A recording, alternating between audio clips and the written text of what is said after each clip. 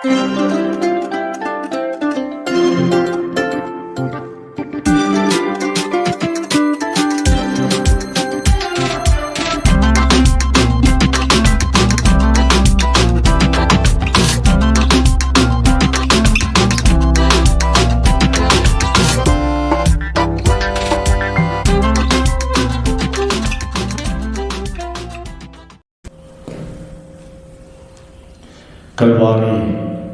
நாயகராகிய கிறிஸ்து பெருமானிடமிருந்து கிருபையும் சமாதானமும் நல் பேராசீர்வாதம் நாம் அனைவருக்கும், குறிப்பாக இந்த புனித வெள்ளி என்று அறியப்படுகின்ற இந்த சிறப்புமிக்க நாளிலே ஆண்டவர் தம்மை சிலுவைக்கு ஒப்பு கொடுத்த நாளிலே ஆண்டவருடைய திருவீட்டிலே வீட்டிருக்கிற நம் ஒருவருக்கும் விதியாய் உண்டாவதாக. ஆமென். கிறிஸ்துவுக்குள் அன்பானவர்களே, அருமை இரட்சகராகி இயேசு கிறிஸ்து சிலுவையிலிருந்து மொழிந்து 7 முக்கியமான வார்த்தைகளை நாம் சிந்திக்க ஆரம்பித்திருக்கிறோம். முதல் வார்த்தையாக லூக்கா எழுதிய நற்செய்தி நூல் 23வது அதிகாரம் 34வது வசனம். லூக்கா 23வது அதிகாரம் 34வது வசனம். அப்பொழுது இயேசு, பிதாவே, இவர்களுக்கு மன்னியும், தாங்கள் செய்கிறது இன்னதென்று அறியாதிருக்கிறார்களே என்றார். பிதாவே, இவர்களுக்கு மன்னியும், தாங்கள் செய்கிறது இன்னதென்று அறியாதிருக்கிறார்களே. அன்பானவர்களே, இயேசு கிறிஸ்து 7 வார்த்தைகளை திருவாய் மலர்ந்தார். சிலுவையிலிருந்து திருவாய் மலர்ந்தார். அந்த 7 வார்த்தைகளிலே ஏன் அவர் மன்னிப்பை பற்றி முதலாவது சொல்ல வேண்டும்? ஏன் அவர் மன்னிப்பை முதன்மைப்படுத்தி முதல் வார்த்தையாக அவர் சொன்னார்? ஸ்பானிஷ் ஸ்டோரி, ஒரு கதை ஒன்று இருக்கிறது. தந்தையிடமிருந்து ஒரு மகன் சண்டை போட்டுக்கொண்டு வீட்டை விட்டு ஓடிவிடுகிறார். தந்தை மகனை கண்டுபிடிப்பதற்காக புறப்படுகிறார். பல மாதங்களாக தேடுகிறார், கண்டுபிடிக்க முடியவில்லை. கடைசியாக தந்தை மாட்ரிட் என்ற ஒரு பத்திரிகையிலே விளம்பரம் கொடுக்கிறார். அன்புள்ள பாக்கோ, அவனுடைய பேர், ஓடிப்போன மகனுடைய பேர் பாக்கோ.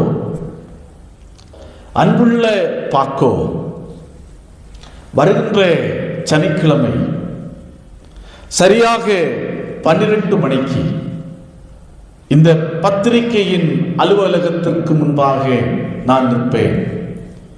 அதாவது மேட்ரிட் என்ற பத்திரிகை அலுவலகத்திற்கு முன்பாக நான் நிற்பேன். நீ எங்கே இருந்தாலும் சரியாக சனிக்கிழமை 12 மணிக்கு நீ வந்துவிடு, அப்படி என்று பத்திரிகையிலே, மேட்ரிட் என்ற பத்திரிகையிலே அவர் விளம்பரம் செய்தார். அந்த சனிக்கிழமை வந்தது. தந்தை சரியாக 12 மணிக்கு போக அங்கே 800 பாக்கோக்கள் நின்றார்களா. அதாவது தந்தை என்ன சொல்லியிருந்தார் என்று சொன்னால், மகனே, உன்னை நான் மன்னித்து விடுகிறேன், உன்னை நான் நேசிக்கிறேன், நீ எங்கிருந்தாலும் நீ வந்துவிடு. அப்போ இவர் தந்தை மிகுந்த ஆச்சரியப்பட்டு போனார். 800 பேர் மன்னிப்புக்காக ஏங்குகின்ற, அன்புக்காக ஏங்கி தவிக்கின்ற 800 பேரை அவர் கண்டாராம். ஆம், கிறிஸ்து இயேசுவுக்குள் அன்பானவர்களே, கடவுள், அதாவது இயேசு கிறிஸ்து ஏன் முதலாவது மன்னிப்பை பற்றி பேசினார் அப்படி என்று சொன்னால், இதுவரைக்கும் கடவுளோடு உள்ள உறவு சரியாக போய்கொண்டிருக்கிறது.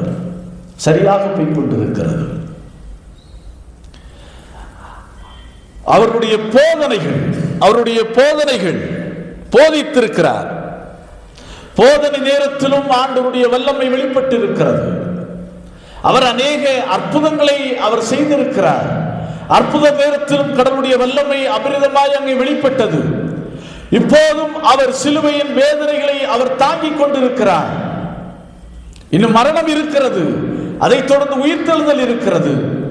ஆகையினாலே இதற்கு உள்ளாக பிதாவுக்கும் தமக்கும் இடையே எந்த விதமான வேறுபாடும் வந்துவிடக்கூடாது என்பதிலே ஆண்டவர் கவனமாயிருந்து கடவுளோடு உள்ள உறவை மெயின்டைன் பண்ணுவதற்கு அவசியம் தேவை.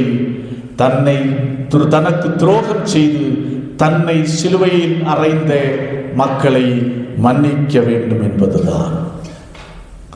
ஆகையினாலேதான் கடவுளோடு உள்ள உறவிலே எந்த விதமான விரிசலும் வந்துவிடக் கூடாது என்பதற்காக அருமை இரட்சகரான இயேசு கிறிஸ்து மன்னிப்பை தன்னை கொலை செய்த மக்களுக்கு மன்னிப்புக்காக அவர் மன்றாடுகின்றதை நாம் இங்கே பார்க்கிறோம். ஆம், கிறிஸ்து இயேசுவுக்குள் அன்பானவர்களே, நாம் கடவுளோடு உள்ள உறவிலே தொடர்ந்து நிலைத்திருக்க வேண்டும் என்று சொன்னால், கடவுள் நம்முடைய விண்ணப்பங்களுக்கான பதிலை அவர் தர வேண்டும் என்று சொன்னால், கடவுளுடைய மகத்தான செயல்களை நம்முடைய தனிப்பட்ட வாழ்க்கையிலே, குடும்ப வாழ்க்கையிலே நாம் காண வேண்டும் என்று சொன்னால், பிறரை மன்னிக்கின்றவர்களாக நாம் இருக்க வேண்டும். அதான் மத்தேயு மலைப்பிரசங்கத்திலே அருமையான ஒரு பகுதியை காண முடியும். அருமை இரட்சகராகிய இயேசு கிறிஸ்து சொல்லுகிறார், எப்பா, நீ கோயிலில் போய், ஆலயத்தில் போய் காணிக்கை படைக்கின்ற நேரத்திலே உன் சகோதரனிடத்திலே ஏதாவது குறை இருக்கும் என்று நீ உணர்ந்தால் காணிக்கை நீ படைக்காத. முதலாவது நீ திரும்பி வந்து உன் சகோதரனோடு நீ ஒப்புரவாகி விட்டு நீ காணிக்கை பட அப்படின்னு சொல்கிறார். அப்படி என்று சொன்னால், நாம் படைக்கின்ற காணிக்கைகள் கூட கடவுளுடைய சமூகத்திலே ஏற்புடையதா இருக்க வேண்டும் என்று சொன்னால், நாம் மன்னிக்கின்றவர்களாக இருக்க வேண்டும். பகையையும் கசப்பையும் வைராக்கியத்தையும் நம்முடைய வாழ்க்கையில நாம் வைத்திருப்போம் என்று சொன்னால், ஒருபோதும் இறை ஆசீர்வாதத்தை நம்முடைய வாழ்க்கையிலே சுதந்திரித்துக் கொள்ளவே முடியாது. அதான் பேதுரு அடிகளார் ஒரு வாட்டி இயேசுவிடத்திலே தைரியமாய் கேட்டார், ஆண்டவரே, ஒருவன் எனக்கு விரோதமாய் தவறு செய்தால் நான் எத்தனை தரம் மன்னிக்க வேண்டும்?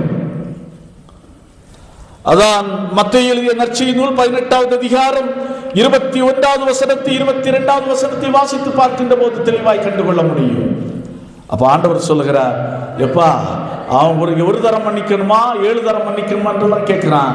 ஆண்டவர் ஒரு உதாரணத்தை சொல்லியே, எப்பா, மன்னிப்பதற்கு லிமிட்டே கிடையாது என்பதை ஆணித்தரமாக உணர்த்துகிறதை நாம் பார்க்கிறோம். தோமஸ் புல்லர் என்பவர் அழகாய் சொல்லுகிறார், மிக சிறந்த பழிவாங்கல்.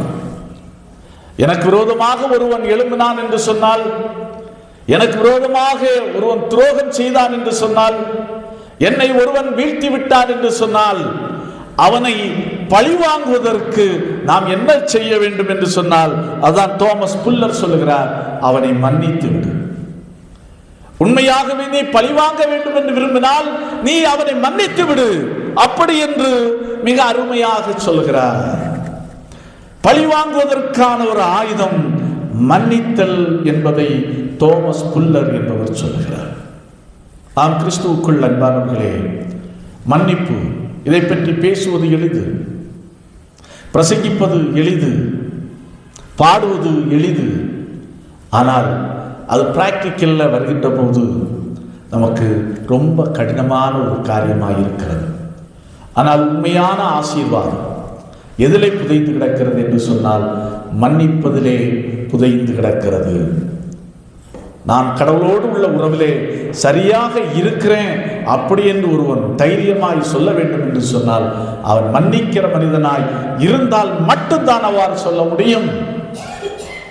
கடவுள் யாருடைய மன்றாட்டையும் விரும்பி கேட்கிறார் என்று சொன்னால் மன்னிக்கும் சிந்தையுடையவர்களுடைய மன்றாட்டை தான் கடவுள் விரும்பி கேட்கிறார்.